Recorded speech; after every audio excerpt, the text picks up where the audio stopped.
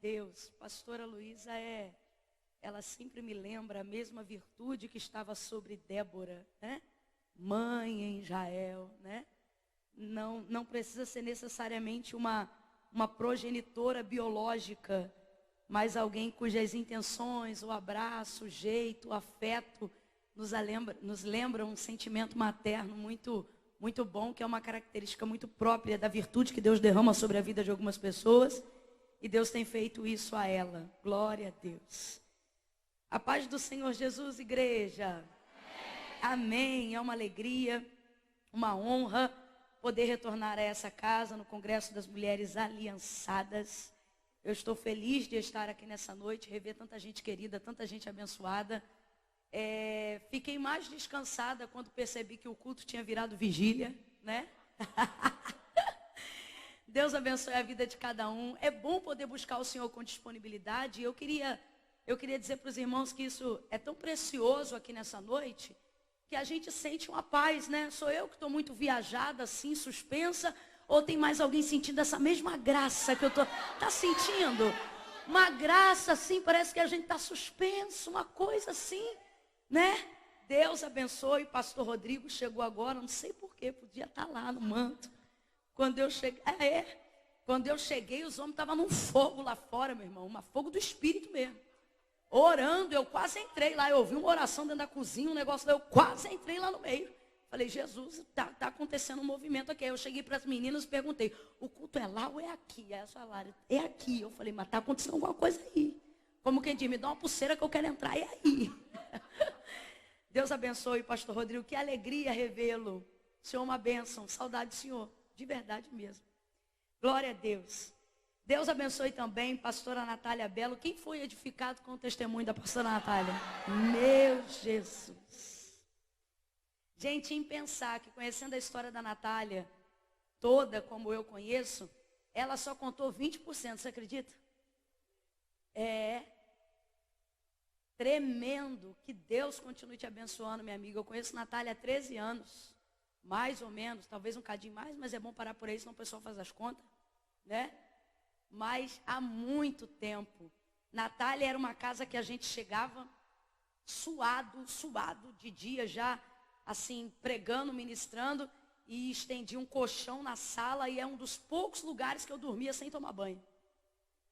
Chegava assim, cansada mesmo, e largava ali no meio, com a roupa da ministração. E largava, ele é um dos pouquíssimos lugares, pouquíssimos, eu acho que tirando da minha família, eu só estou falando mesmo da casa de Natália, aonde eu chegava e tinha liberdade para isso. Orações que varavam à noite, entravam na madrugada, e o Senhor falava tremendamente conosco. Uma virtude muito específica sobre a vida da Natália. Ela não falou aqui, talvez marque um dia para outra parte do testemunho. A Natália dirigiu na varanda da casa dela, nesse mesmo lugar onde ela trouxe esse testemunho, um dos maiores cultos, aonde o Senhor se revelava como janela na cidade do Rio de Janeiro, na varanda da casa dela. Ali o Senhor trazia notícias acerca das nações, coisas que às vezes iam acontecer no jornal à noite, Deus contava cedo no trabalho que Natália dirigia. Ela era mais esquisita ainda do que parece. Era muito poder de Deus, coisa de louco, coisa a ponto de estar passando uma dificuldade financeira, o camarada vir para cortar a energia no poste e não poder, e voltar e alguém dizer, não cortou porque ele diz, porque tinha um homem lá e não tinha homem nenhum, era o anjo do Senhor que não deixava cortar, porque dependia da luz. Coisas absurdas, extraordinárias. Foi nesse trabalho que Rafael Belo entrou, olhou para ela e falou, vou casar com essa mulher. E ela, santa toda a vida, que será santa, mas santa que eu quero vir. Ungido, falou que não, ficou lá insistindo, orando, mas o menino foi terrível do jeito que ele é até hoje.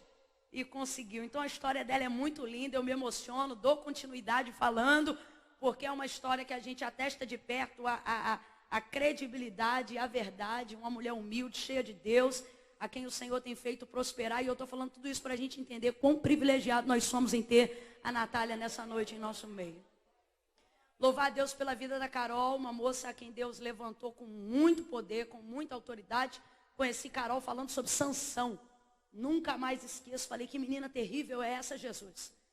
E aí o Senhor foi nos ligando, né? Carol foi chegando perto, e é alguém que eu tenho uma alegria, uma honra quando alguém diz, pergunta se eu conheço Carol, né? Carol é uma bênção, uma bênção. Tá aí sua mãe, Pastora Tâmara, mulher de oração, crente. Quando eu estou perto dela, eu faço uma consagração à parte. Eu digo, Senhor, me santifica, não revela os pecados tudo de uma vez não, Senhor. Vai me perdoando. Jesus, vai encobrindo aí, Senhor, porque senão, isso é um raio-x. Deus abençoe. Abra comigo a sua Bíblia. Glória a Deus. Oh, aleluia.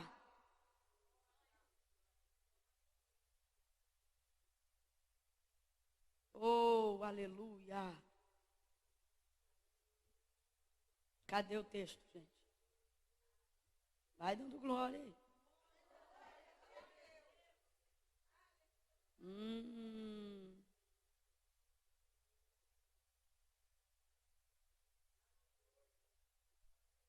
Oh, glória a Deus. Raquel, cadê o texto, Raquel?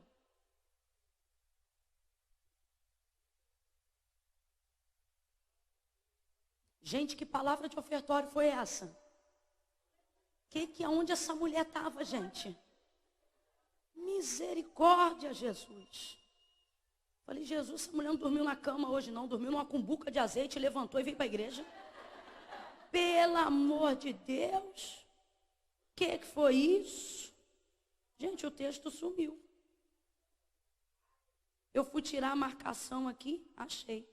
Marcos, capítulo 5. Oh, glória a Deus. Que palavra. Cadê a irmã que trouxe a palavra do ofertório? Como é o nome dela? Voltou para a cumbuca de azeite, né? Como é o nome dela? Daiana. Pois eu sou uma das 5 que a Daiana falou aqui. Ela desafiou, irmãos. O que foi aquilo? Ela disse, eu sou mulher de Deus. Ah, eu não aguento ouvir um negócio desse, não. Foi tanta ousadia que eu pensei, se não era, ficou agora. Deus honra isso. Que palavra extraordinária. E hoje eu vim para cá num propósito com Deus, relacionado a uma palavra que foi dirigida ao ministério que o Senhor me confiou em tom de praga. E eu orei. Eu falei, Senhor, todo agouro, toda praga, não foi, pastora Raquel? Todo agouro, toda praga eu não aceito, Senhor. Aí vim ligada, fizemos uma oração tão terrível que eu tive que tomar um banho. Orei, quando chega aqui, a irmã Daiana vem, dormida da cumbuca de azeite, e me chega aqui com uma palavra dessa, irmãos, foi tremendo, tremendo. E ela foi falando ali de sacrifício, e eu ouvi a voz de Deus falando na boca dela, queima tudo, desse jeito, queima tudo. Foi terrível, terrível, terrível, tremendo. Hoje o Senhor está dividindo águas na nossa vida. Vai haver um antes e depois dessa noite aqui. Oh, Deus abençoe a irmã Daiana. Marcos, capítulo de número 5, verso 22 em diante. Oh, aleluia.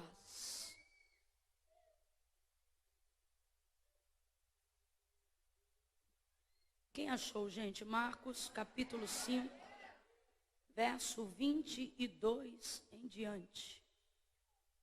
Diga amém. Diz assim o texto.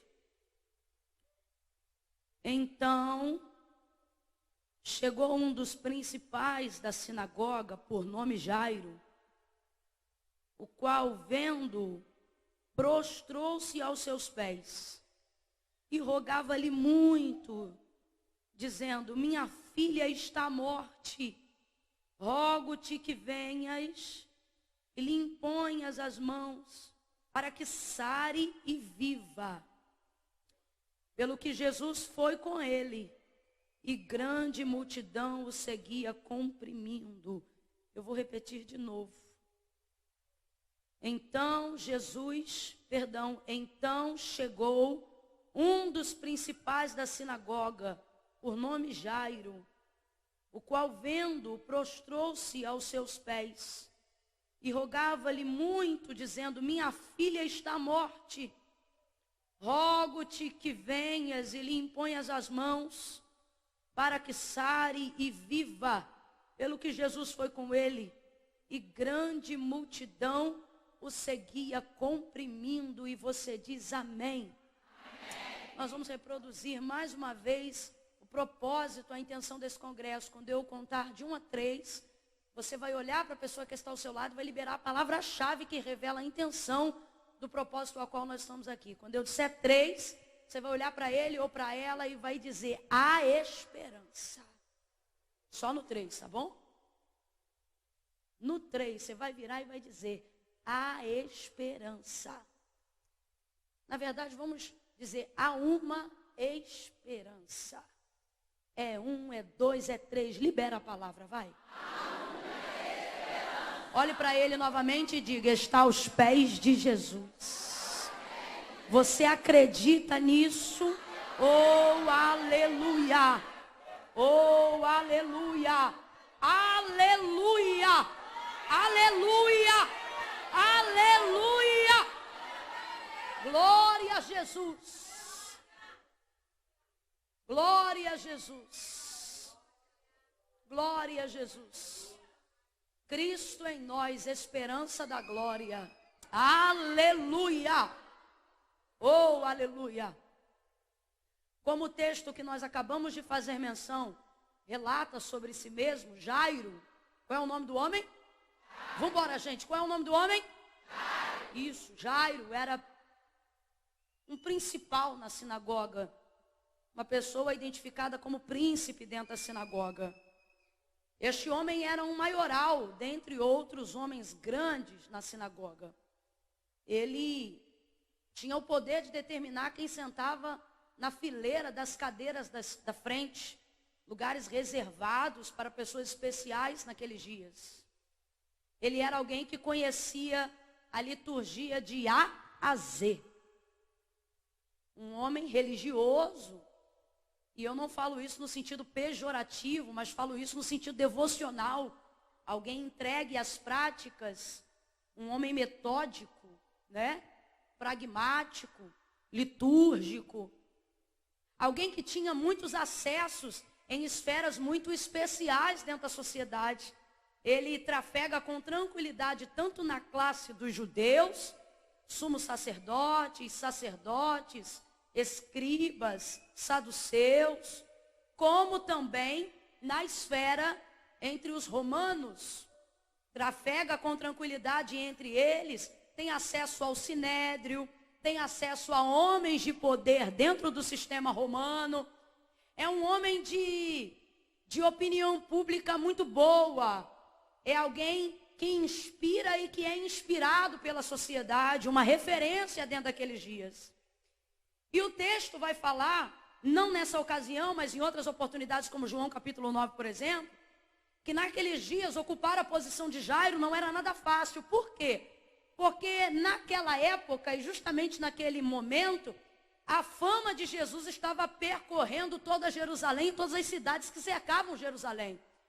Jesus estava ficando muito conhecido, obviamente, por causa da maneira prodigiosa, dos milagres que realizava e da quantidade de pessoas que curava. O texto diz que aonde Jesus passava, afluía uma multidão de pessoas, e eu gosto desse termo, porque está falando como nascente. Saíam pessoas de todas as partes, de todos os lugares, para poder estar com Jesus, haja vista como o coração de Jesus se movia de íntima compaixão por todas as pessoas.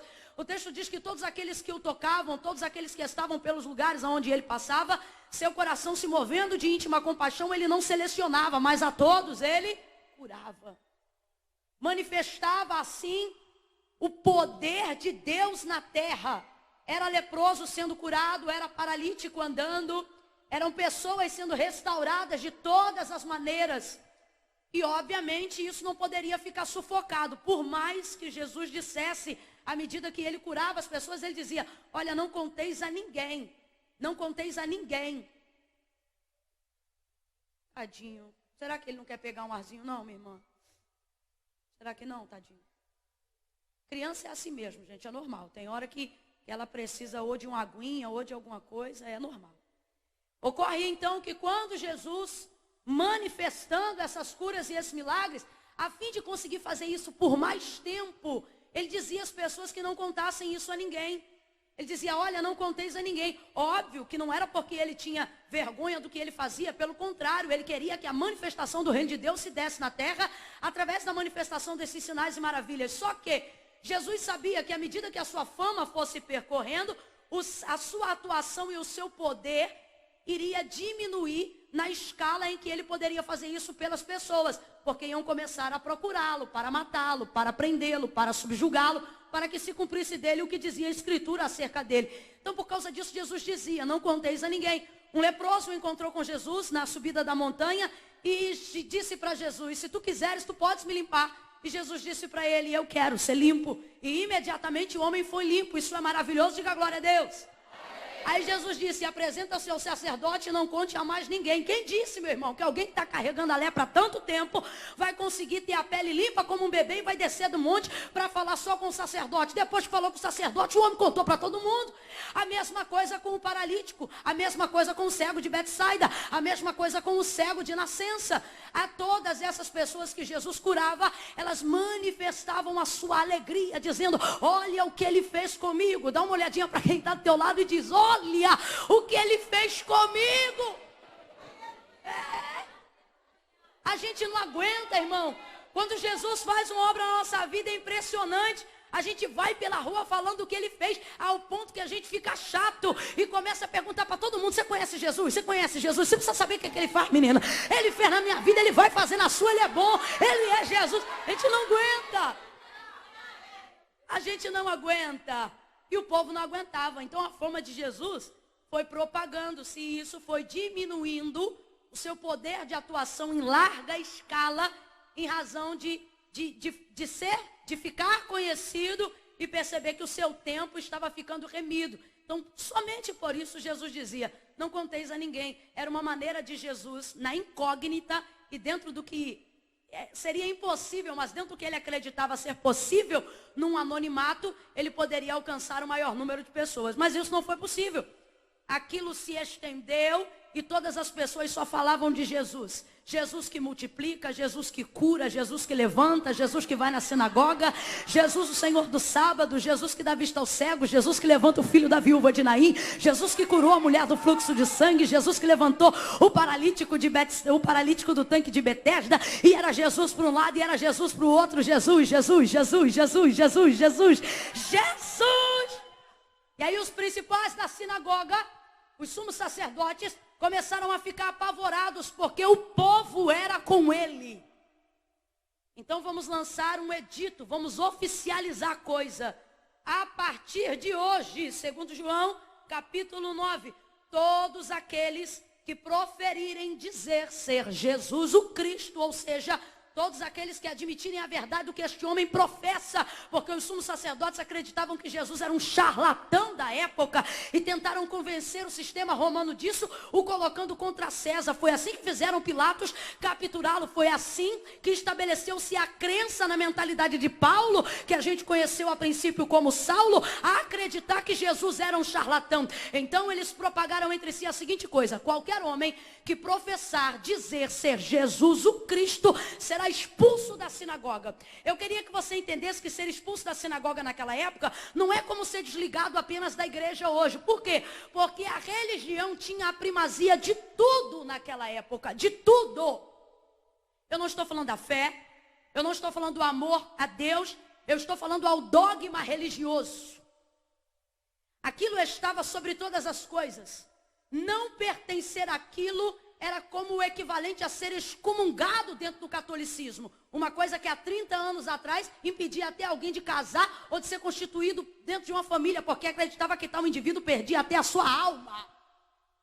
Eu estou falando destes dias, eu estou falando desta época.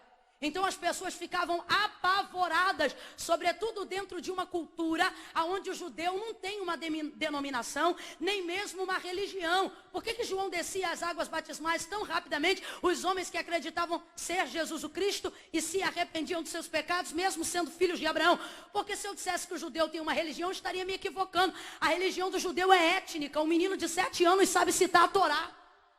Então ele não precisava necessariamente do método de conversão que nós ocidentais precisamos. Era completamente diferente. Então lança o edito: qualquer um que professar dizer ser Jesus o Cristo será expulso da sinagoga. E quem é Jairo? O principal dentro da sinagoga. Alguém que precisa assinar abaixo do edito dizendo concordo, dizendo é isso aí, seja feito desta maneira. Mas parece que a atitude de Jairo, que a posição e o cargo que ele ocupa não é condizente com a crença do seu coração.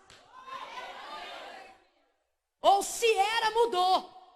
Se era, foi transformado. Porque tem coisas que hoje nós somos, tem coisas que hoje nós fazemos. Às vezes com uma convicção a gente bate o pé no chão e diz assim, nunca mais. E às vezes Deus olha e diz, falou cedo demais. Circunstâncias que mudam coisas que pareciam imutáveis. Natália contava seu testemunho aqui, ela dizia, eu era tão colérica, e a gente não consegue nem ver isso, porque o mundo vai se acabando, chega a me dar raiva. O mundo vai se acabando, eu digo, Natália está se acabando, e ela diz, calma, vai dar jeito. Isso aí acontece. Porque quando você não está muito crente, você não quer um crente. Você quer alguém para poder se embolar contigo. Quando você pensa assim, está dando tudo errado, você pensa assim, eu vou arrebentar a cara de fulano. Você não quer alguém para dizer assim, calma, você quer alguém que diga assim, tu pega na perna que eu pego no cabelo. Não é? Natália nunca, sempre calma, tudo vai dar jeito. Só que o Senhor cria circunstâncias, situações, que coisas que hoje nós juramos nunca, de repente ficam frágeis como vidro. Então eu não sei se na época que foi lançado o coração dele já cria, mas uma coisa eu tenho certeza, a circunstância fez com que tudo mudasse dentro da casa de Jairo. Oh, aleluia! Oh, aleluia! Você tem dito, o inimigo tem me apertado, mas Deus me trouxe hoje aqui para te dizer, aquele que é de Deus, o maligno não toca. É o Senhor soprando um vento novo para usar circunstâncias para transformar o nosso coração. Eu estou sentindo a autoridade de Deus e graça de Deus para profetizar isto hoje aqui. As circunstâncias trarão transformações inimagináveis na nossa vida, na nossa casa, na nossa família. Eu estou sentindo graça de Deus para liberar isso aqui. Te prepara. Deus está usando circunstâncias para reverter corações aos pés dele, para reverter vidas aos pés dele, para reverter ministérios aos pés dele. Irmã Camila, como é que eu sei que Deus está neste negócio? Te prepara, tudo que estava distante vai vir para os pés de Jesus. Jesus está aleluia! Aleluia! Oh, glória a Deus! O Senhor vai usar circunstâncias. Essas circunstâncias vão revelar uma coragem que você tinha, mas não sabia. Essas circunstâncias vão revelar um fogo que já ardia, mas como você nunca deixou queimar, ele nunca consumiu nada. Essas circunstâncias vão revelar uma ousadia de alguém que alguém olhava e dizia, menina, mas eu jurava que tu era tímida. E você vai dizer, mas a circunstância não me permitia timidez. Mas a circunstância não me permitia vergonha. Mas a circunstância não me permitia ficar amarrada. Tem gente aqui que está dizendo, eu não sou assim. O Senhor está dizendo, eu é que sei quem você é e vou te mostrar quem você é.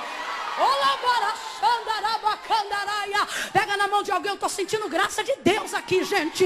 Esse lugar está regado de oração, aleluia. Pega na mão de alguém aí com fé, pega na mão de alguém, segura. Se ela não quiser pegar na tua mão, tu cata a mão dele aí, mostra que ele sentou do lado de alguém que não veio fazer social, não, veio fazer culto para Deus. Pega na mão de alguém e diga aí, as circunstâncias, diga, as circunstâncias estão te jogando, te lançando para os pés de Jesus. Jesus. Sacode essa pessoa e diz: você não vai para o inferno, não. Você não vai para a falência, não. Você não vai para o leito, não. Isso tudo é circunstância. O teu endereço é os pés. Você vai para os pés. Os pés de Jesus nos esperam nesta noite. Aleluia! Aleluia! Glória a Deus! Aleluia! Agora olhe a situação de Jairo. Que posição difícil. Posição de Jairo é muito difícil. Porque ele é alguém que tem uma vida que aparentemente, na verdade aparentemente não. Ele é alguém que tem uma vida que depende da obediência do edito. Qual? Não confessar, dizer ser Jesus o Cristo. E por que isso? Seu fluxo financeiro passa por isso. Ou seja, ele tem dependência financeira em ser parte disso. Seu status social passa por isso. Não apenas isso, sua popularidade, seu brio, seu orgulho próprio passa por isso.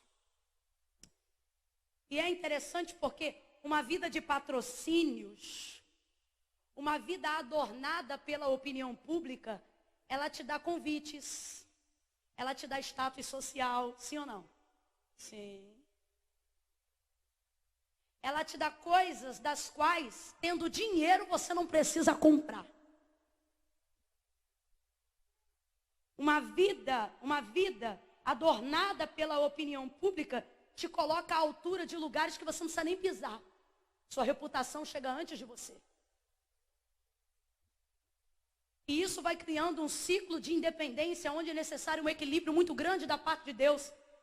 Para que você saiba até que ponto você pode ser assistido pela opinião pública e até que ponto você tem coragem de perder o que querem te oferecer para não se perder.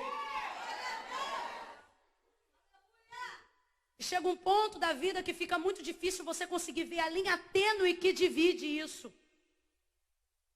E a opinião pública começa a pesar em decisões que não deveriam, porque são muito pessoais, como por exemplo no quesito salvação. Mateus capítulo 16, verso 24 em diante, disse Jesus aos seus discípulos: aquele que quiser vir após mim, negue-se a si mesmo. Muitas vezes negar a si mesmo é negar o que esperam de mim. É não trabalhar com a expectativa que colocam sobre mim. É não tomar decisões em cima das expectativas que as pessoas colocam sobre mim. Sabe por quê? Não em um tempo muito distante, mas mais rápido do que a gente imagina, porque a vida passa assim.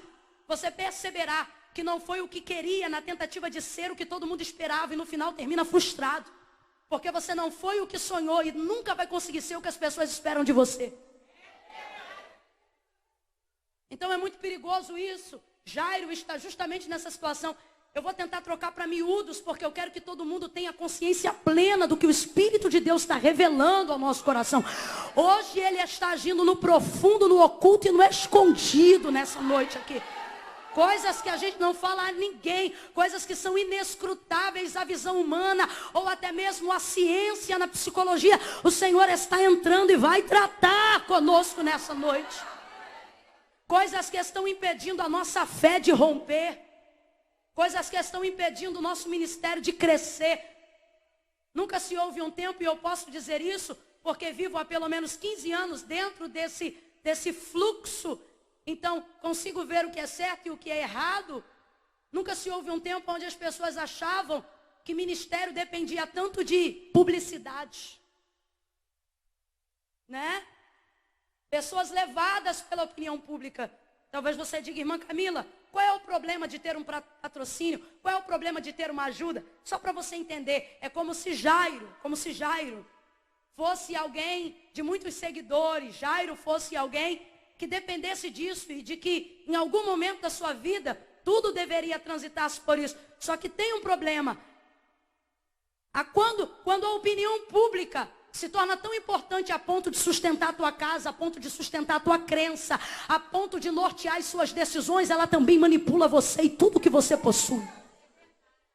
E esse é o grande problema. Jesus tanto sabe que isto é uma verdade inerente a nós, que ele vai chegar a colocar isto como quesito na profissão de fé. Olha o que Jesus vai dizer, não é pastor, não é igreja, não é homem, não é mulher, é Jesus. Jesus vai dizer assim: aquele que me confessar diante dos homens,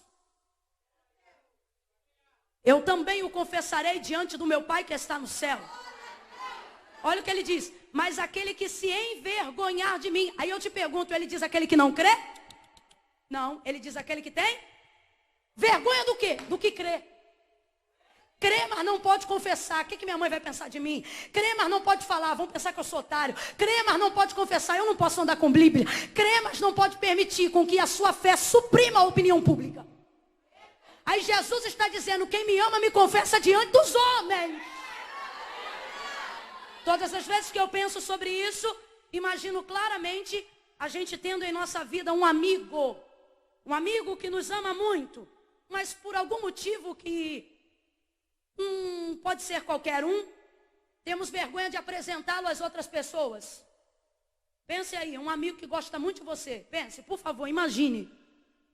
Um amigo que gosta muito de você, mas que diante de outras pessoas você tem vergonha de apresentá-lo. Sei lá, vai que é o jeito que ele veste, o cheiro que ele tem. Um amigo sincero, um amigo real, um amigo que você ama, um amigo que te ama. Mas na hora de apresentar as pessoas você tem vergonha. Essa amizade vai durar muito tempo? Jesus está dizendo: eu sou esse amigo. Quantas vezes você fala comigo lavando louça, fala comigo dirigindo carro? Quando a coisa aperta, é meu nome que você clama. Mas porque sua mãe te ensinou que tem um Deus assim, que tem um Deus assado, que tem outro, para não desfazer do que sua mãe te disse, você não professa a sua fé. Aí Jesus está dizendo: o seu problema nunca foi falta de fé, porque você crê.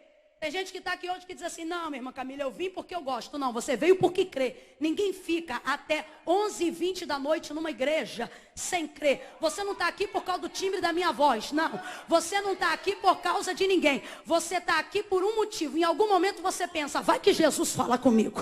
Vai que Jesus aparece naquele lugar. Eu sei o que é isso, já estive na sua posição. Eu sei o que é você vir para o culto, ouvir o apelo, mas ter na sua mentalidade a verdade falada. O que é a verdade falada? Uma coisa que não é necessariamente verdade, mas se torna verdade tantas vezes que você ouve e acredita que é. É tanta gente falando que crente faz lavagem cerebral porque eles não conseguem acreditar numa transformação verdadeira. Que você começa a pensar: ser crente é coisa de otário, servir a Deus é coisa de doido. Ih, tem muita coisa para perder. Vai ouvindo aí. Aí Jesus diz: aquele que me confessar diante dos homens, eu também o confessarei diante do meu Pai que está no céu. Mas aquele que se envergonhar, Jesus é esse amigo que muitas vezes está conosco na hora que a coisa aperta. Tem gente aqui que diz: ai, irmã Camila, eu tenho outras crenças, eu conheço outros deuses. Interessante, quando a coisa aperta você só lembra do nome de Jesus. Jesus está dizendo: eu sou esse amigo que você conhece. Eu sou esse amigo que você sabe que te socorre de madrugada. Eu sou esse amigo que alguém até diz: ela nem é crente. E o Senhor está dizendo: ela ainda não é salva, mas crente ela já é há um bom tempo. Porque ser crente não faz de você um salvo, mas um salvo torna você um bom crente. Mas só tem um método e um caminho para a salvação: a profissão, a confissão de que Jesus é o Senhor. Então ele diz: quem me crê, confessa. E se tiver vergonha de mim, vai ficar envergonhado diante do meu Pai. Aí eu acho interessante, nessa hora eu meio que vejo Jesus dizendo assim: como é que pode? Vocês tudo sujo e eu diante do meu Pai dizendo: conheço, conheço, conheço. E eu todo limpinho e vocês com vergonha de me confessar diante de um monte de gente suja que vocês conhecem. Você desculpa eu falar assim, mas é como se Jesus estivesse nessa noite dizendo: quem é que era para estar com vergonha de quem? Mas não, a religiosidade, movido pela opinião pública, vai incutindo na nossa mentalidade a verdade falada de que você não pode se aproximar de Jesus do jeito que você está. Então você primeiro precisa se santificar, você primeiro precisa se consagrar, E com isso nós vamos tendo em nosso meio visitantes, conferencistas, homens e mulheres que já têm o coração entregue a Jesus, a alma reverenciada diante de Deus, mas não conseguem fazer uma confissão pública de fé, que é a garantia do seu nome na inscrição do seu nome no livro da vida. Por que não conseguem, irmã Camila? Porque ele foi incutida na mentalidade uma verdade falada que não é uma verdade. Qual? Que primeiro você tem que largar tudo para vir para Cristo. Aí fica assim, não, irmã Camila, servir a Deus para mim é coisa séria. Primeiro eu vou parar de fumar. Depois que eu parar de fumar, eu vou. Não, minha irmã Camila, é que eu não casei. Quando eu casar, eu vou. Não, eu não posso ir do jeito que eu estou. Só que isso, meu irmão, nunca Jesus pregou. Quem pregou isso foi o homem. O que Jesus disse foi: venha como estiver, lançando sobre ele todo o vosso jugo, toda a vossa ansiedade, porque ele tem cuidado de vós. Ai, irmã Camila, eu não vou não, porque servir a Deus é coisa muito séria. Eu tenho aí um tico-tico no fubá para resolver. Jesus está dizendo: sem mim, nada podeis fazer. Aí você diz: não, para mim é tão sério que primeiro eu vou me resolver, mas nunca resolve. Entra ano, sai ano e você é distante dos caminhos do Senhor. O coração palpita, o coração sangra. Quando você lembra de clamar, é o nome dele que você chama. Quando a noite fica escura, é ele que brilha no teu quarto. O Senhor nos livra de tantos temores, mas na hora de confessar a gente quer fugir. E Jesus nos trouxe aqui para dizer: ei, você não vem porque não quer. Você está enrolado porque acha que quem desenrola é você. Mas Jesus está dizendo: não é porque você é sem vergonha que você não vem, é porque ele mesmo disse: sem mim, nada. Meu irmão, isso aqui não é linguagem figurada não, é nada mesmo. Jesus está dizendo: comigo você já fica em alguns rolos, sem mim então você não faz nada. Mas não, ai irmã, eu tenho um tico-tico no fubá. Jesus está dizendo: vem, traz o tico-tico, com fubá eu faço um angu e ainda boto o teu nome no livro da vida. Vem. Movido pela opinião pública, por verdades faladas, criamos uma série de sofismas e uma série de barreiras para uma coisa que deveria ser tão simples quanto é e foi para o ladrão do Calvário. O ladrão que estava à direita de Jesus e que não está mais lá, mas está salvo no paraíso. Diga para mim, quantas ceias ele tomou? Quantos sermões da montanha ele ouviu Jesus pregar? Ele estava na multiplicação dos pães e dos peixes, viu Jesus andar sobre as águas, presenciou a cura e algum milagre que Jesus manifestou, esteve na sinagoga, sentou-se à mesa na celebração da ceia. Não, mas olhando para Jesus disse: Senhor. Qual foi a primeira palavra que saiu da boca dele? Só que ele falou isso diante dos carrascos, falou isso diante do outro ladrão, falou isso diante de Jesus. Que é isso? Confissão pública de fé. Senhor. O Senhor aqui é com S maiúsculo. O que ele está dizendo? Ele está dizendo: eu não estou te chamando de Senhor por respeito, eu estou reconhecendo que tu és o Senhor. Senhor, filho de Davi, tem misericórdia. Oh meu Deus. Bartimeu fez o mesmo clamor. Mateus capítulo 15, 21, a mulher cananeia fez o mesmo clamor. Bartimeu em tese não podia clamar, a cananeia também não, mas da boca de todos eles há uma profissão em comum que os torna iguais, mesmo diante de todas as suas diferenças. Senhor. Ele olhando para Jesus disse: se possível for, lembra-te de mim quando entrares no teu. A 1 milésimo de segundos antes de proferir essa expressão, ele era réu do inferno, condenado aonde João disse que viu, aonde o fogo não apaga e o verme não morre, aonde há um lago de enxofre. Se você está achando que o inferno é aqui, te prepara, porque não é não. Que Deus continue levantando os pregadores de céu e inferno para parar com essa abobrinha de dizer que céu e inferno é aqui. Não é não. Ao limbo de Apolion e a nova Jerusalém que de Deus descerá a adornar disso aqui é a terra. O céu existe e o inferno também. E Jesus quer dar livramento a alguém nessa noite aqui. Aí, irmã Camila, eu não tenho o que escolher. Tem sim. Só que é igual voto em branco. Se você vota, você tem que votar nulo. Porque se você vota em branco, o partido que tem maioria de votos recebe seu voto como pontuado. O que isso significa? O Senhor está dizendo: céu e inferno é escolha. Ele já te deu o céu, mas você tem que decidir para lá. Senão, o diabo escolhe para você. A 1 milésimo de segundos antes de proferir esta palavra, este homem era réu do inferno.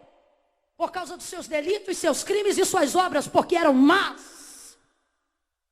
mas porque abriu a boca e disse: Senhor, eu nunca vi uma conversão tão rápida. Jesus olhou para ele e de vez de dizer réu, de vez de dizer criminoso, porque era o que ele era, sim ou não? Não, quando ele abre a boca para dizer Senhor, querendo a salvação, Jesus abre a boca, olha para ele e diz: filho. Jesus disse o que, gente? Jesus disse o que, gente? Filho. Ainda hoje, para de jogar o seu ministério para a semana que vem. Para de jogar o sucesso da sua vida espiritual para final do ano em culto de virada. Para de deixar para depois a sua vida santa. Jesus está dizendo para nós, num campo profético, com a mesma autoridade e senhorio que liberou sobre a vida daquele homem, filho ainda. Jesus está dizendo: quem está querendo marcar comigo para ano que vem é você. Eu te quero hoje. Eu estou disposto agora. Agora.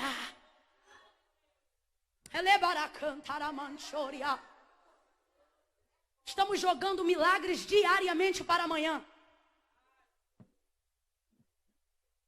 Estamos jogando pretensões espirituais diariamente para o ano que vem.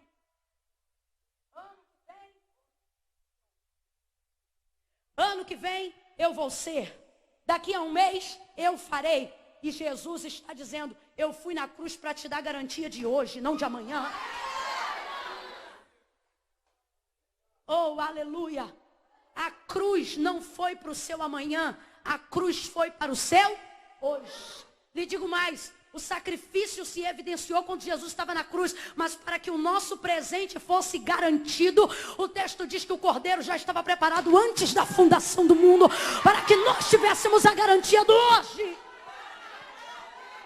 E eu acho muito propícia essa palavra, porque nunca antes decisões tão importantes acerca da nossa vida emocional, acerca da nossa vida espiritual, foram norteadas por causa de opinião pública, por causa de curtidas, do que pensam da gente, do que acham ao nosso respeito. Quantas confissões públicas de fé, quantas libertações deixando de ser vividas, quantas experiências deixando de ser sentidas, porque a gente está preocupado com gente que não paga a nossa conta, não bota comida na nossa mesa, não enche a nossa vida de alegria. Não nos dá alegria verdadeira. Pegue na mão de alguém: eu estou sentindo a ousadia do Espírito Santo para entregar essa mensagem. Sacode ele e diga: hoje vai aos pés. Diga: vá aos pés. Diga: vá aos pés. Hoje o batismo do Espírito Santo é para hoje. Teu ministério é para hoje. A graça foi revelada para hoje. Jairo.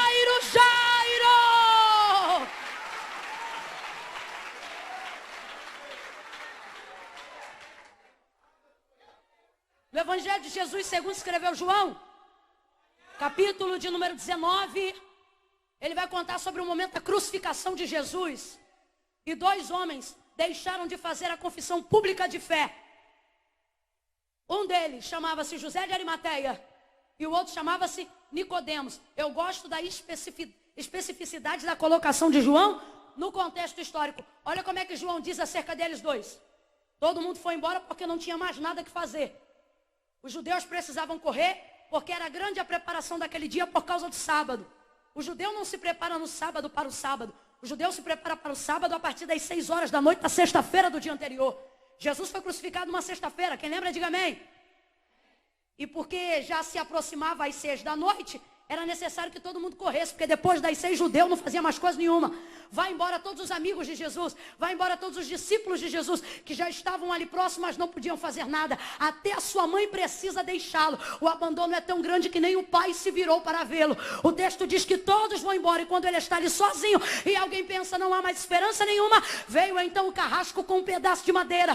Por quê? Porque os corpos não podiam ficar expostos no madeiro. Os judeus disseram: olha, amanhã é sábado, como é que isso aí vai ficar exposto? Isso aqui abre um parênteses, uma mensagem de outro dia. É gente que se guarda da santificação querendo matar o outro. Eu me lembro que quando entregaram Jesus a Pilatos, Pilatos disse assim: julga ele segundo a vossa lei, porque ele não é romano, ele é judeu. Aí eles disseram assim: na nossa lei não pode matar, como a gente quer que ele morra, julga você. É o tipo de gente que diz assim: eu não mato, mas manda matar, né, miserável?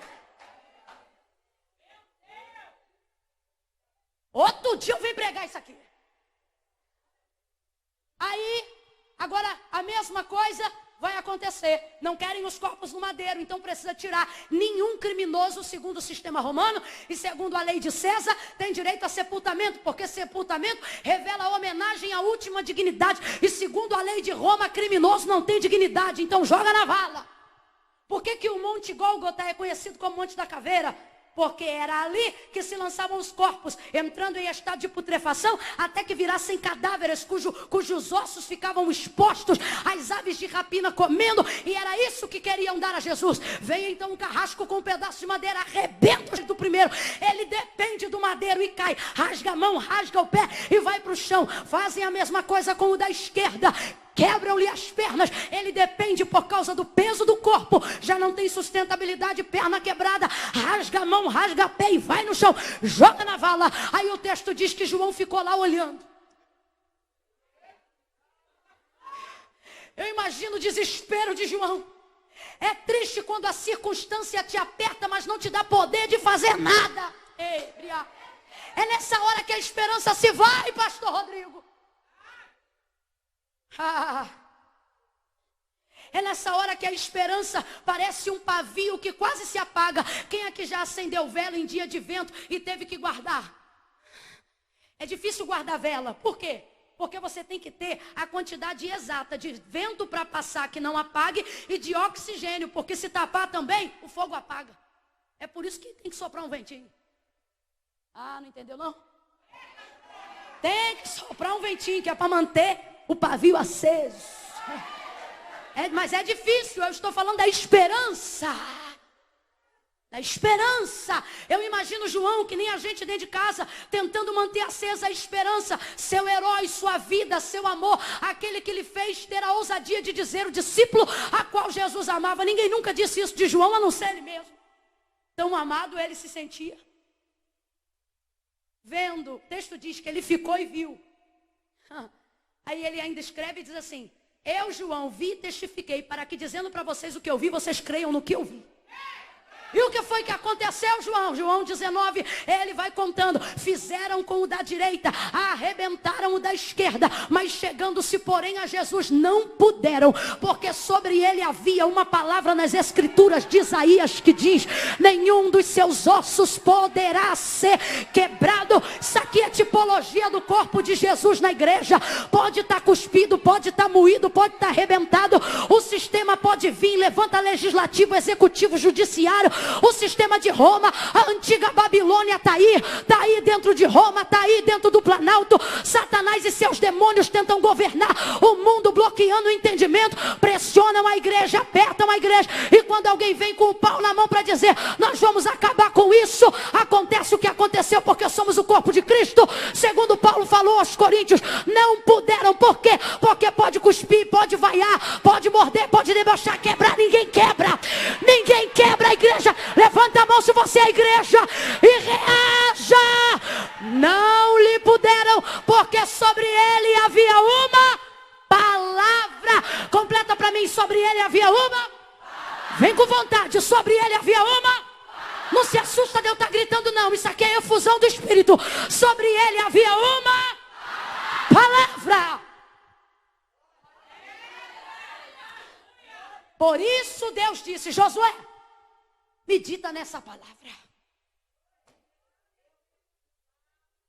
Josué, debruça nela de dia e de noite. Ela te fará tão próspero e tão bem sucedido. E eu gosto desse termo. Ele diz assim: que ninguém. Irmão, ninguém não é alguém. Ninguém é generalizado. Ninguém é ninguém. Vez ou outra tu vem para um culto vazio e alguém diz assim: como é que foi o culto? Aí você diz: ninguém foi. Mentira, tinha alguém lá. O que o texto está dizendo é ninguém. Ninguém não é alguém pouco. Ninguém é ninguém. Ninguém te poderá resistir todos os dias da sua vida. Como fui com Moisés, serei contigo. Sabe o que eu acho incrível?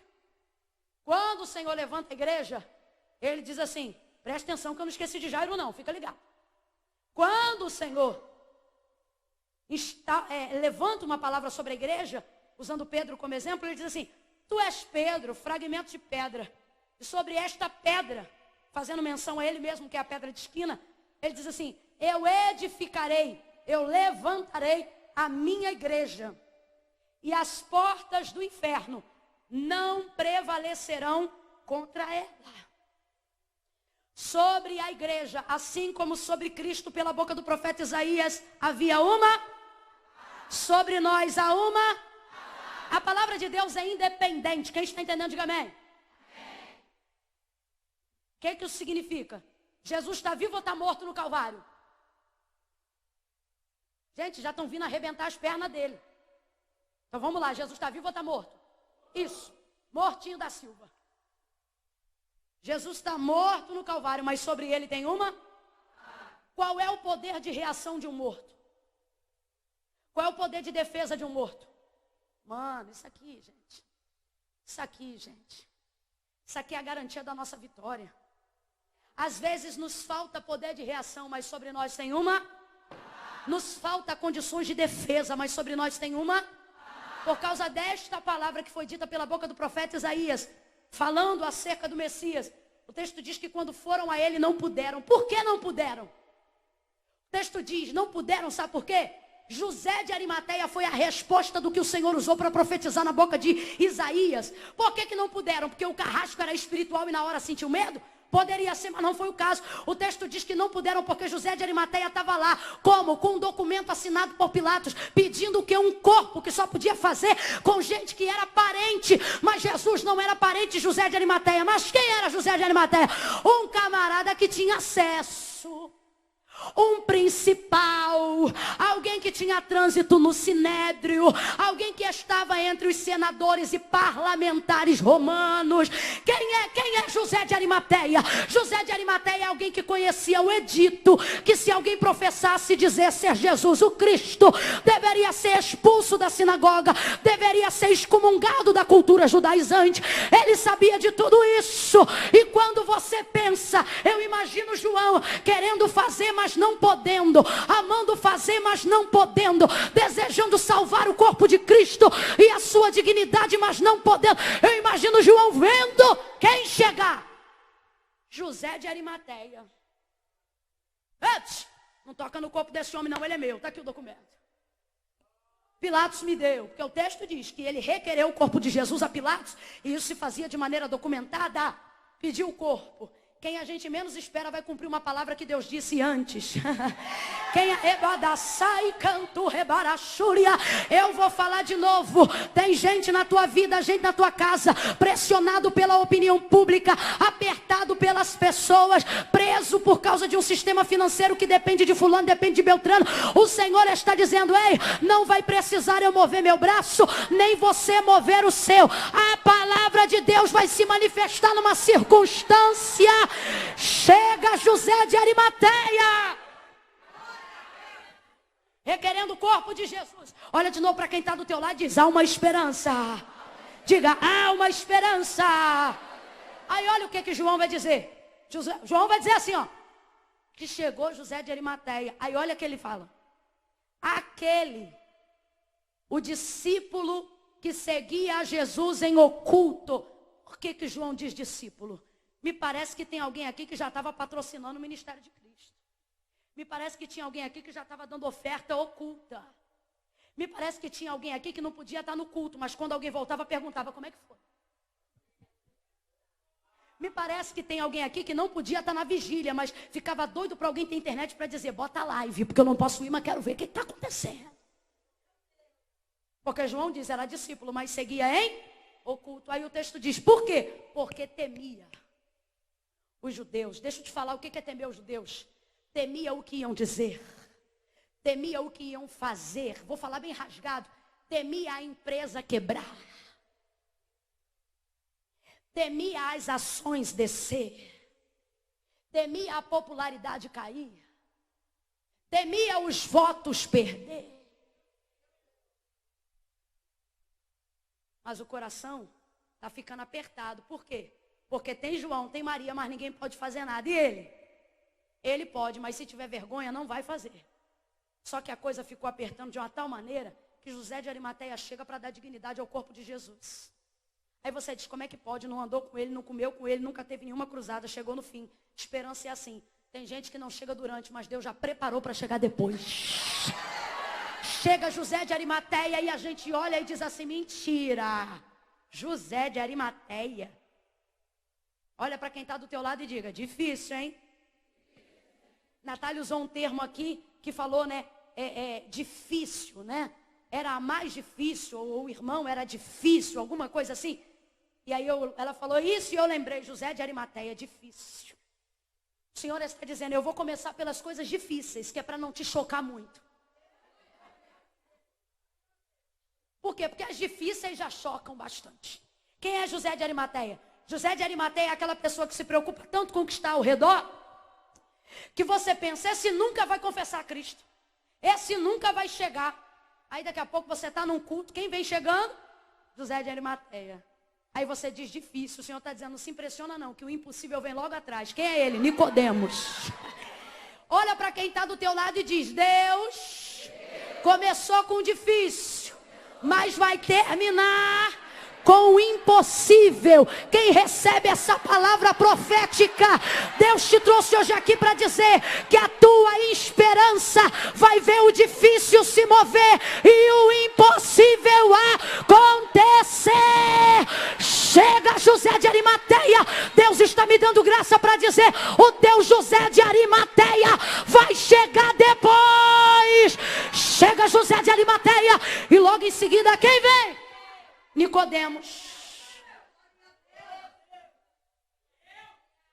De Nicodemos, João não tem nem coragem de chamar de discípulo. João diz, aquele que viu Jesus de noite. Só que ele vem carregando uma saca como se fosse uma efa de farinha, de 10 quilos de farinha. Mas não são 10 não, são 34 quilos de mirra e de aloés. Que ele está preparando para poder esmiuçar e embalsamar o corpo de Jesus antes de colocar dentro do sepulcro. O que uma pessoa está fazendo com 34 quilos de especiaria dentro de casa? Não é o que o texto diz, isso sou eu que estou falando. O que eu sei é que ele tinha bastante especiaria em casa. Para que propósito era, eu não sei. De uma coisa eu sei. Quando li o texto, o Senhor falou comigo. Quem deveria aparecer durante, mas por medo, não apareceu. Não se manifestou. Reteve coisas na sua vida. Diga para essas pessoas, o Senhor me disse assim, que aquilo que eu não restituí, ou seja, o tempo que José de Arimateia e Nicodemos perderam na vida com Jesus, não podia ser restituído. Porque naquele momento Jesus estava, mas Jesus disse, eu criei uma circunstância onde eu não estou presente para restituir, mas eu compensarei. O que é isso? Chega Nicodemos trazendo 34 quilos de mirra e de aloés. É o Senhor dizendo, o que ele não usou durante, eu estou dando graça para usar depois. Irmã Camila, não entendi, isso é uma palavra específica para Pibi de Guaxindiba. Se você crê que não só como pregadora, mas como um arauto do eterno, Deus me trouxe nessa noite, como mensageira, eu estou entregando aqui, acerca desta cidade. Tem gente em casa que podia estar abençoando esta igreja, e a gente diz, podia dar, mas não dá, podia vir, mas não vem, podia fazer, mas não faz. O Senhor está dizendo, te prepara, porque o que ele não está dando durante, ele vai guardar em casa, e na hora de trazer, vem com compensação do tempo perdido. Aquilo que ficou guardado, o Senhor vai criar um tempo para compensar. Uma saca de 34 quilos. Tá dobro, irmão. É muita coisa. Olha para quem está do teu lado e diz, é muita coisa. Não, fala de novo, diz, é muita coisa. Tem gente que você acha que está perdido e o Senhor está dizendo, está perdido. Não, Ele está guardando. Está guardando muita coisa e vai chegar. Vai chegar na tua vida, vai chegar na tua empresa, vai chegar na tua igreja, vai chegar no teu ministério. O que Jairo, José de Arimateia e Nicodemos têm em comum? Todos tinham vergonha. Todos temiam a opinião pública. O que eles têm em comum? Todos temiam os judeus. Todos tinham medo de perder. Completa para mim que eu quero saber se você está comigo hoje aqui. Todos tinham medo de... A gente só tem medo de perder enquanto pensa que o que tem é importante. Antigamente podia beber água aqui.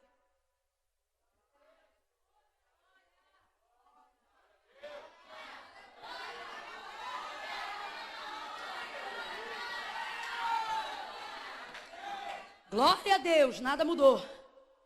Agora eu vou beber água de coco que é mais gostosa.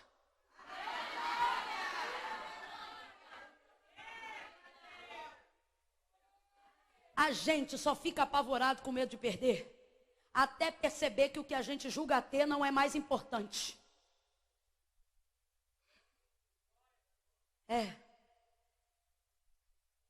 Tudo é uma questão de prioridades. Dá um glória aí que eu estou muito resfriado. Não para não. Isso.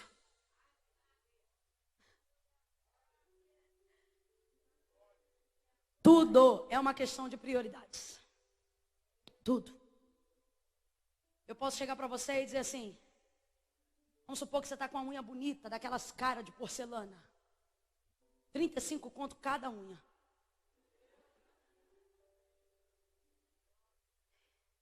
E aí eu digo assim, deixe-me cortar a sua unha. Ele diz, não, sua unha é importante. Aí eu digo, então tá bom, então eu vou te dar a escolha. Ou você me dá a sua unha, ou você me dá seu dedo. Imediatamente você me dará porque tudo é uma questão de prioridades.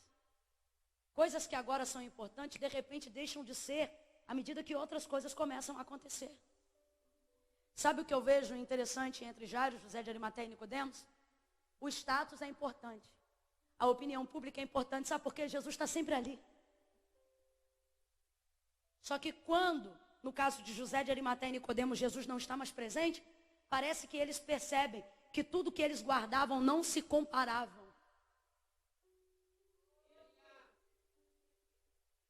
A perder a presença de Jesus definitivamente, porque eles não sabiam que Jesus ressuscitaria. Quantas coisas a gente agarra, a gente se apega, até que de repente a gente percebe que não é o que a gente tem, é como Jesus faz a gente se sentir que é importante. Jesus tem um poder de fazer a gente sentir coisas que coisas nenhuma podem fazer a gente sentir. Eu vou falar de novo. Jesus tem um poder de fazer a gente sentir coisas que coisas nenhuma podem fazer a gente sentir. Ele tem um poder incrível disso. Jairo, tudo isso é importante para você? É importante, mas é importante quanto? É importante até que a minha filha não esteja à morte. A opinião pública pode te dar muita coisa. Patrocínio pode te dar muita coisa. O dinheiro pode te dar muita coisa. Mas eles nunca podem te dar o que Jesus tem para te dar. Eu vou tentar falar de outro jeito, que é para ver se você entende de uma outra maneira e começa a ser crente. Digo isso acerca de mim também.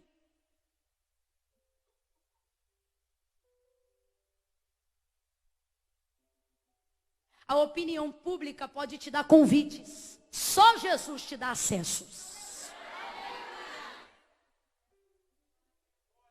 Patrocínio pode te dar roupa. Só Deus te dá cobertura. Grifes podem te dar sapatos. Só Jesus te dá chão sobre os pés e segurança para caminhar. Rede social pode te dar relacionamentos. Só Jesus apura a aliança. Um homem pode conhecer uma mulher pode conhecer um homem, mas só Deus tem poder de eternizar um casamento. Deus te trouxe aqui para te dizer, a pergunta não é se o que você tem ou o quanto você quer o dinheiro pode comprar. A pergunta é se o que Jesus tem para te dar alguma coisa paga. É tudo muito importante para Jairo, mas por causa de uma circunstância, tudo isso vai aos pés de Jesus. Jairo, sendo o principal da sinagoga, sai em casa na luz do dia e a sua casa está cercada de mestres e de homens do seu mesmo status. E ele sai de casa sabendo que Jesus ia passar e clama a ele. E o texto diz que vendo vai aos seus pés. Tudo que Jairo tinha de repente é reputado aos pés de Jesus. Sabe o que ele está dizendo? Meu principado está aqui, minha presidência está aqui, meu status está aqui. Sabe por quê? Porque tudo que eu tenho não é nada diante do que o Senhor pode fazer pela minha filha. Então eu quero dizer que eu estou aqui, a minha casa está aqui, o meu dinheiro está aqui, o meu status está aqui. Sabe por quê, Jesus? Porque os mestres não podem ressuscitar a minha filha, a popularidade não pode curar a minha filha, o dinheiro não pode levantar a minha filha, o patrocínio não pode me dar a minha família. O que é que vai restituir a minha filha? Ele está dizendo numa escala de prioridade: eu já entendi, Jesus, que o primeiro lugar é teu, porque só o Senhor pode fazer por mim o que ninguém pode fazer. Jesus trouxe alguém aqui para dizer: vá para os pés e coloque tudo que você tem aos pés. Parece uma posição de muita humilhação, não parece? E é. Mas quem tem medo de se humilhar debaixo de Deus, prepare-se para ser pisado pelo mundo.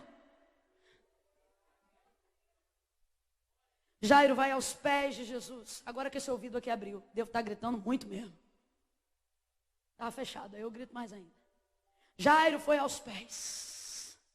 É interessante, sabe por quê? Ele vai aos pés para pedir socorro, mas pede as mãos. Rogo-lhe, porque minha filha está à morte, que venha em casa e lhe impõe as asas. Jesus está dizendo: quando você buscar as minhas mãos, não vai ter nada. Mas quando você buscar os meus pés, eu chego na tua casa com as minhas mãos. Eu chego na tua casa com as minhas mãos, na minha família, na sua família, com as mãos dele. Levante a mão, eu estou sentindo graça de Deus, recebe isso aí. Jesus está dizendo: o lugar que eu te disponho é os pés, mas o lugar que eu me empenho é fazendo uso das mãos. Jesus está dizendo a alguém aqui nesta noite: todas as vezes que você se dispor a buscar os meus pés, você verá o mover das minhas mãos. Todas as vezes, cresce meu filho, cresce. Todas as vezes que você se dispor a buscar os meus pés, você verá o mover das minhas mãos. Jesus te trouxe hoje aqui para te dizer: se humilha. Isso. Se humilha. Ah, mas o que vão pensar de mim? Quando o que vão pensar de você não cura o seu filho, problema é o que vão pensar. Ah, mas se eu virar crente, o que é que meu namorado vai pensar de mim? Não queira estar casada com um homem que não se preocupa com a sua salvação.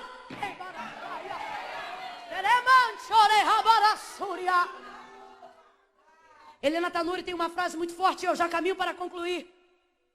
Ela disse uma coisa que eu nunca mais esqueci, nem ouvi da boca dela, mas de outra pessoa que citou a sua autoria, que dizia assim: pare de revirar os bolsos de Deus enquanto Ele te abraça. Eu me lembrei daquela visão de criança, quando meu pai chegava do mecânico e trazia nos bolsos balas, babalu, chocolate, e aí na hora que ele vinha me abraçar, eu já dava uma tateada, eu já percebia, sempre tinha alguma coisa, e eu falei: Deus, isso é verdade. Quantas vezes desprezamos o afeto de sua presença em prol daquilo que Ele pode nos dar? E aí o Senhor falou comigo: nos meus pés não tem bolsos. Ele disse: nos meus pés você revela o quanto você precisa. Aí quando eu olho para a palavra de Deus, eu percebo que ninguém saiu de mãos vazias quando se derramou diante dos pés de Jesus. Eu não estou dizendo de usar isso como válvula de escape. Ah, então já sei, a simpatia é buscar o pé. Não, eu estou falando de intenção. Jairo vai aos pés. Aí ele diz assim: rogo-lhe que impõe as minhas mãos. Jesus diz assim, perdão, Jesus não diz nada. O texto diz assim: e foi com ele. O que é isso? Jesus já decidiu por Jairo, sim ou não? Sim ou não? E foi com ele. Só que no caminho a mulher do fluxo de sangue tocou em Jesus e Jesus quis saber quem tocou. Isso aí deu aparentemente uma parada no processo de Jairo. Aí parece que, está protelando o meu milagre. Jesus está dizendo, não, aquilo que eu decidi fazer na tua casa é tão grande que no caminho eu já estou executando. Ah, Jesus de Nazaré. A bênção na tua casa é tão grande que a caminho de lá Jesus vai curar quem está no meio. Jesus vai salvar quem está no meio. Pare de reclamar do tempo da espera. Jesus está alargando a extensão do milagre. Jesus está alargando a extensão do milagre. Jesus está alargando a extensão do milagre. Aí enquanto isso acontece, o tempo passa, óbvio, e aí aqueles que estavam na casa de Jairo chegam diante dele e dizem assim, não importune mais o mestre, a tua filha morreu. Quando Jairo saiu de casa, a menina estava doente, mas quando ele agora encontrou Jesus e está para voltar, aqueles que estavam em casa voltam e dizem, deixa o mestre, a menina morreu. Jairo não diz nada, quem responde por ele é Jesus.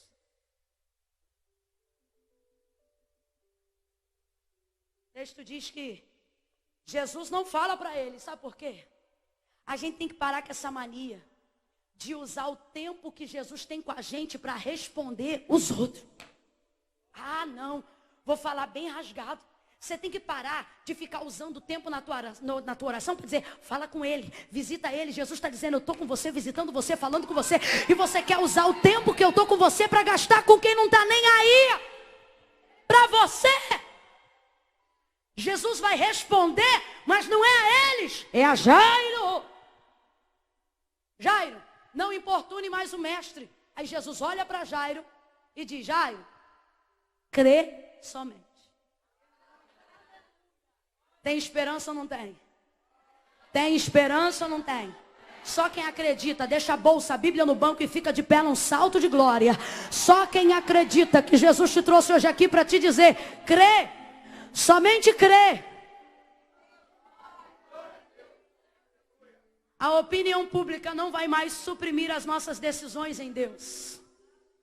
O que pensam de nós não terá mais o poder de nortear decisões importantes que precisamos tomar.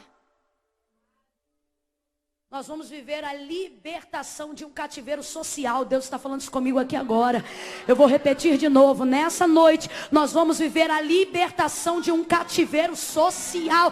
Eu vou falar de novo. Nesta noite, nós vamos viver a libertação de um cativeiro social. Algemas invisíveis são mais difíceis. Por quê? Porque nos prendem, mas não sabemos onde. Olha, Jesus olha para Jairo e diz, Jairo, crê somente. Aí Jesus vai andando com Jairo em direção à sua casa. Eu imagino a preocupação de Jairo. É que nem você. Alguém diz, vai para a igreja para quê? Não tem mais jeito. Você vem meio calado, mas vem, porque parece que Jesus vem com você. Acompanhando, dizendo, crê somente. Alguém diz, o médico só deu 3 meses, não tem mais o que fazer, vai orar na mini vigília para quê? E parece que Jesus pega na tua mão e diz, vamos para o culto, crê somente.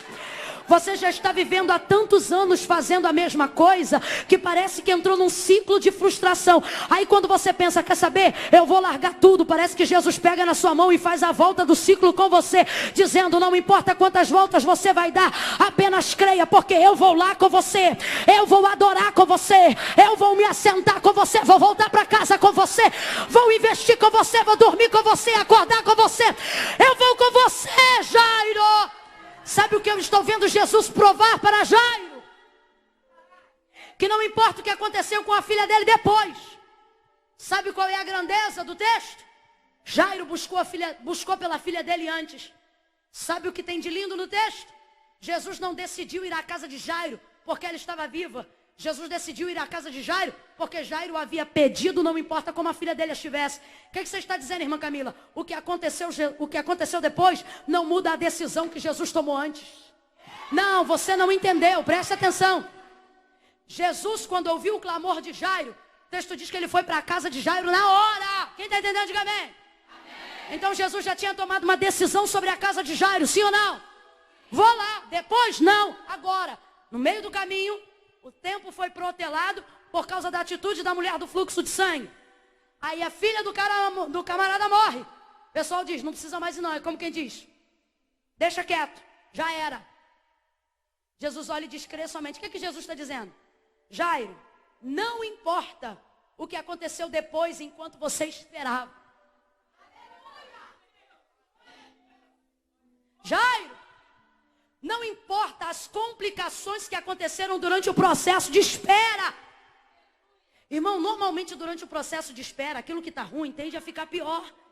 Aquilo que é difícil começa a ficar impossível. Aquilo que é ruim vai ficando irresistível.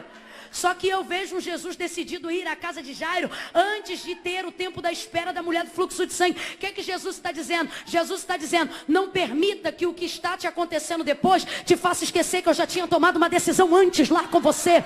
Eu já tinha decidido, ei, pastor Rodrigo, não importa o que aconteça de dificuldade nesse ministério, nós precisamos lembrar o que Jesus nos disse antes. Não importa o que aconteça na sua vida depois, no tempo da espera até que uma promessa se cumpra. Jesus te trouxe hoje aqui para te dizer, fica com a decisão que eu tomei antes. Eu disse que ia contigo.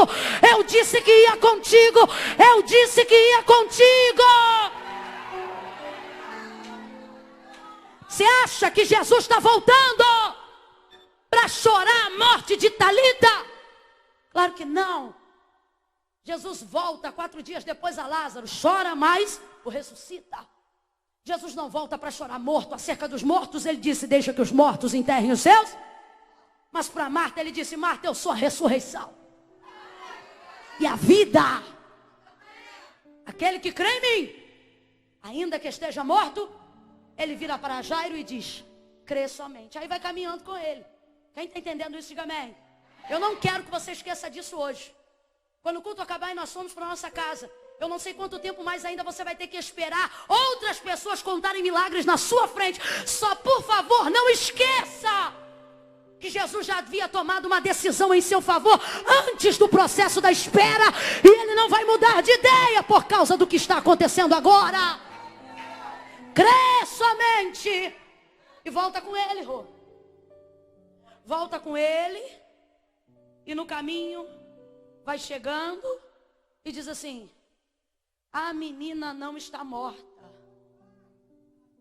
apenas dorme. Mas eu vou despertá-la. Aí os que estavam perto riram e pensaram, tá maluco, a menina está morta. Só que o que Jesus está usando é uma figura de linguagem. O que ele está querendo dizer é o seguinte, o que vocês chamam de morte é para mim tão simples quanto despertar alguém de um sono. Ah, não, eu acho que eu devo ter falado Genésio. Deixa eu falar o que Jesus falou. O que Jesus está dizendo é o seguinte, o que para vocês é impossível, para mim é como despertar de um sono alguém que está dormindo.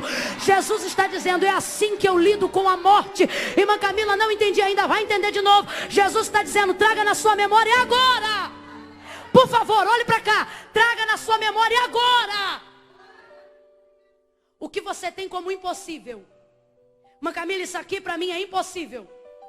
A conversão de fulano é impossível. Irmã Camila, trabalhar nessa área é impossível. Irmã Camila, casar com fulano é impossível. Irmã Camila, fulano querer casar comigo é impossível. Eu não sei. Traz aí agora. Irmã Camila, eu me tornar pregadora é impossível.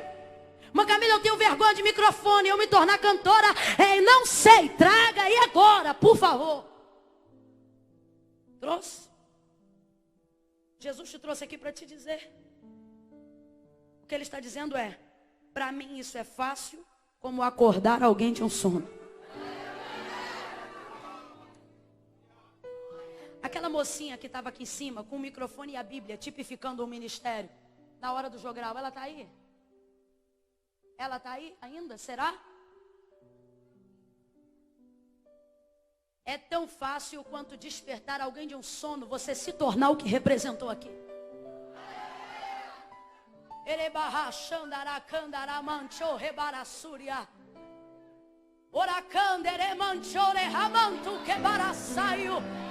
Você ministrará. Eu não sei se será uma vez, eu não sei se fará isso por toda a vida. Eu sei que será um marco na sua história.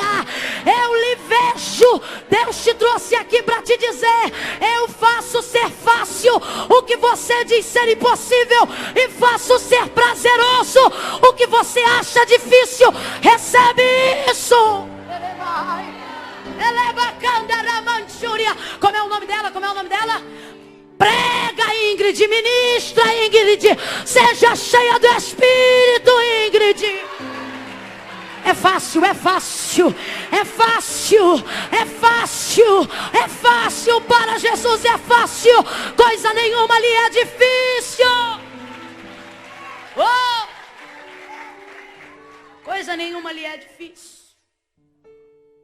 Você entrou aqui e você jura ser impossível. Gente, Natália contou o testemunho dela. Candomblessista. Crente em Jesus. Em 30 dias Deus fez uma obra. Que muitas vezes em 4 anos, numa formação para nível superior, a gente não consegue. Estudando todo dia, em 8 tempos por dia. Só Jesus faz isso. Tem gente na tua casa que você diz é impossível. Jesus está dizendo, já estou indo lá acordar ele. Oh, áreas que estão adormecidas e você diz, morreu. Vocês usaram o tema esperança, né? Já foi cantado aqui, ao cheiro das águas brotará. Isso aqui é a citação do Salmo de Davi. A esperança para a árvore cortada. O texto diz que a água não pega nela não, só o cheiro já é o suficiente. O que o Senhor está dizendo é, para você é impossível, mas para mim é fácil, fácil, fácil, fácil, fácil. Eu ouso aqui dizer que coisas que você está protelando para anos, Jesus está dizendo, te prepare, eu resolvo a tua vida com um telefonema. Basta um telefonema.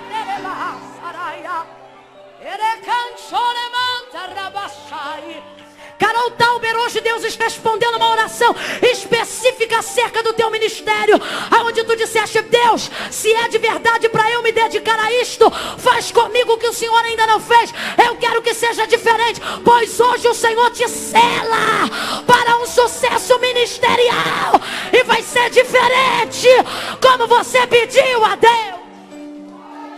Oh meu Deus, se a bateria estivesse aí, Deus habita no meio dos louvores. Deixa ele ser adorado, vai. Pode ir com vontade. Deixa o nome de Deus ser glorificado. Deixa a nossa adoração subir. Adore, adore, adore. Oh!